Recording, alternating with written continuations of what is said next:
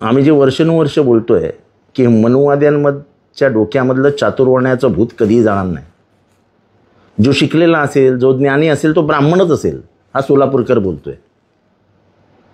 आणि तो बाबासाहेबांना ब्राह्मणही करून टाकतो. आता ह्याच्या कानाखाली जाळ काढला, म्हणजे कानशिलात वाजवली की ह्याच्यातला मनुवाद बरोबर झाला. काय गरज आहे यांना शिवाजी महाराजांबद्दल बोलायची, बाबासाहेबांबद्दल बोलायची आणि उगाच समाजामध्ये विष कालवायची. सोलापूरकर, तुम्ही जिथे असाल, तुम्ही बाबासाहेबांना अरे तुरे म्हणताय की तो ते, अरे आम्ही म्हणू तो आमचा बाप आहे. बाप तू म्हणशील का माझा बाप आहे हा? अरे तुला एवढं बोलण्याचं स्वातंत्र्य त्या बाबासाहेबांनी दिलं. गप आपले शब्द मागे घे. शिवाजी महाराजांबद्दलचे मी मागे घे आणि यांच्याबद्दलही मागे घे.